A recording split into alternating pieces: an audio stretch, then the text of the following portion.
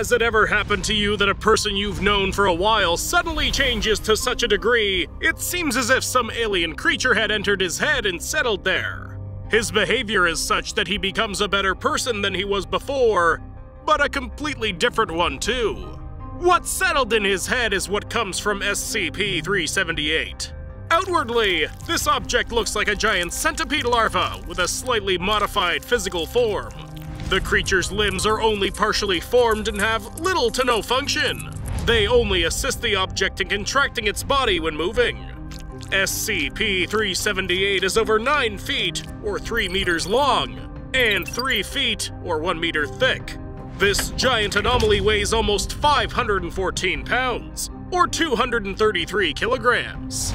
The object feeds on everything it can get, although its diet mainly consists of insects and lichens.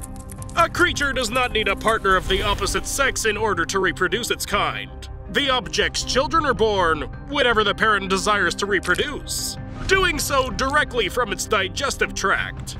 Granted, the newborns, which are called SCP-378-A, do not at all resemble their mother. Unlike the viviparous larvae, these are already adult versions of the giant centipede.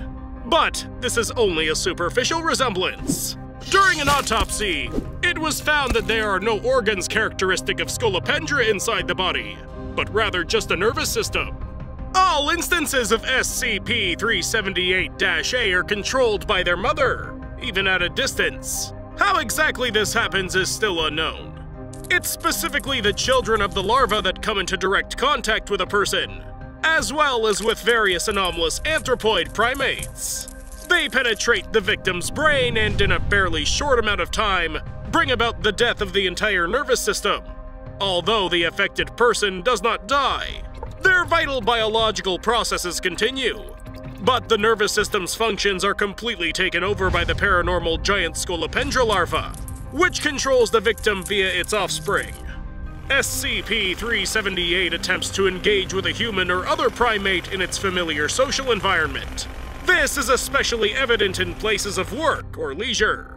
Thus, the infected, now obeying the instructions of the anomalous entity, begin to gravitate towards densely populated cities with a developed entertainment industry. It's still unknown how many people the entity can control simultaneously. No one in their right mind would ever conduct an experiment to test this.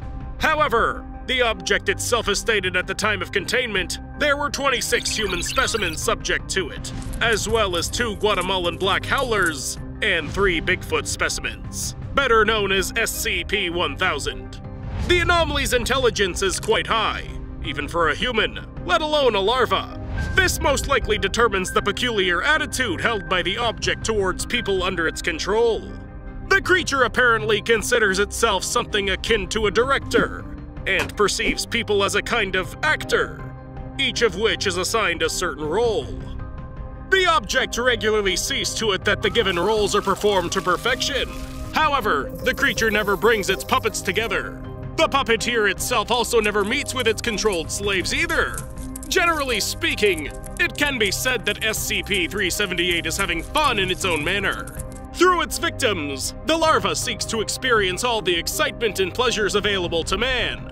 The object turns all infected people into very sociable extroverts, who find themselves in solitude only during sleep and when nature calls. The entity enthusiastically observes all events in which the host participates in. At the same time, it doesn't matter at all whether it's beneficial to them, or, in some cases, stressful or traumatic. The object may have a special attachment to some of its puppets, although only one such person has been discovered thus far. Her name is Lisa Martin. While all other hosts have somewhat chaotic lives, Lisa's daily routine is incredibly stable. Every day, except for Saturday, Lisa spends time at work in a pizzeria, which ought to be near the old DiGiantonio's Pies location. At the same time, Lisa's current employment and her actual work schedule don't really matter.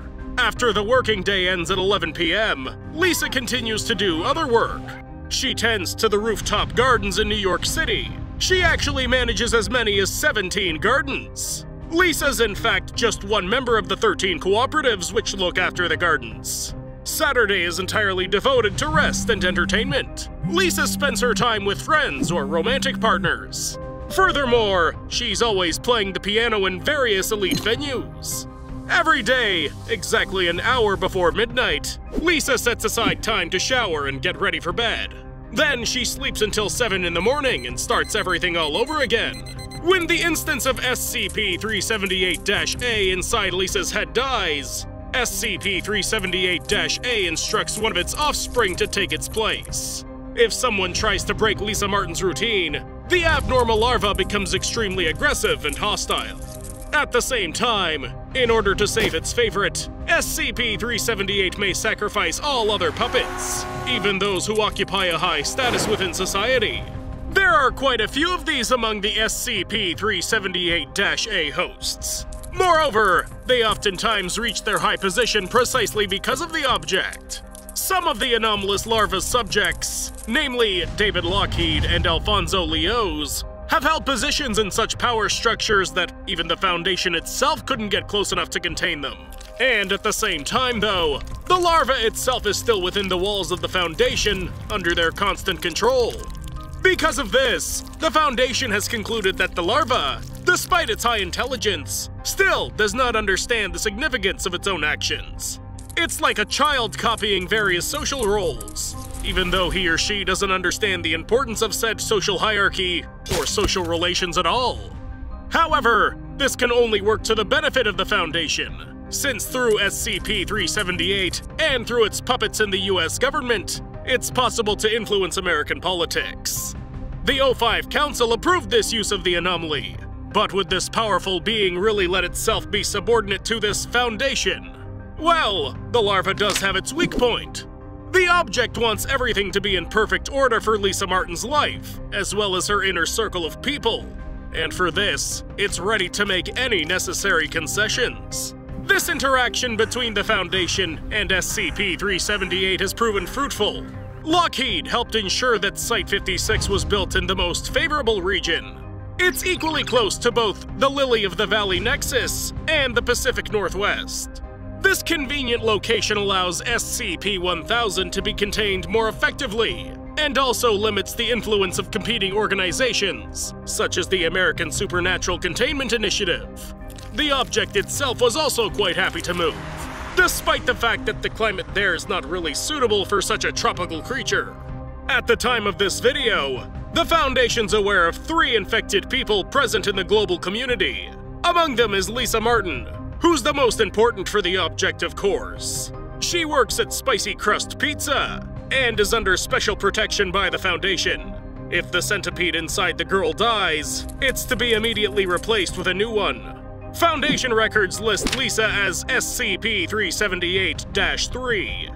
David Lockheed is classified as SCP-378-2. He works as an office assistant for the American Supernatural Containment Initiative. His main task is to undermine the activities of the committee, as well as spy for the Foundation. SCP-378-1 is being held to bond with an anomalous larva. The anomaly communicates with the Foundation's employees this way. He works in the anomaly's containment area as a technician. In the event of this puppet's death, it's to be replaced by another employee who's either in a coma or is brain dead. Particular attention is paid to the preservation of this specimen's vocal cords, so that the larva can provide information through it at any given time. What I personally have a lot of questions about, though, is the object's exact class. SCP-378 is classified under the Thaumiel class. This is a secret, off-system class that only high-level employees have access to. Thaumiels are usually objects that are used to confront other anomalies. Given that the object is capable of infecting and controlling instances of SCP-1000 and other anomalous primates, it may be used to contain them. After all, the object does socialize rather well. Thus, a single infected SCP-1000 would be able to control some of its fellow kind and prevent them from being seen by people. This is because, for humans, physically observing these creatures always ends in death. Granted, I have not found documented evidence of the use of SCP-378 to control anomalous primates. The larva may have been assigned to the Thaumiel class due to being used as a part of the Kraken Protocol, in order to spy on another organization that contains the supernatural. Leakage of this information would cost the Foundation its reputation, but a possible armed conflict with competitors carries an even greater risk. Therefore, the existence of SCP-378 is best kept a secret from middle and low-level personnel. The second question that also concerns me regards this Lisa Martin. And what could be so special about her that the object is ready to do anything on her behalf? I have some thoughts on this. Perhaps Lisa was the person thanks to whom the larva had been able to survive in its time. One can imagine how it all went down. One hot day, Lisa went outside and found a large, unfamiliar and emaciated creature on her front lawn. Any person in Lisa's place would have been frightened, and most likely tried to kill the frightening entity. However, Lisa acted differently. She gave the larva some shade, gave it some water to drink, and fed it whatever she could find in the fridge. And so the creature decided to thank its savior. It took over her brain and made Lisa's life a safe one, as well as one full of work, entertainment, and recreation. Although, if this is indeed true, then this is hardly gratitude. After all, even if Lisa Martin was not satisfied with her former life, this would not be a reason to take it away. What are your thoughts? Perhaps the secret behind the object's attachment to this person lies elsewhere. Let me know your ideas in the comments below, and don't forget to give this video a like.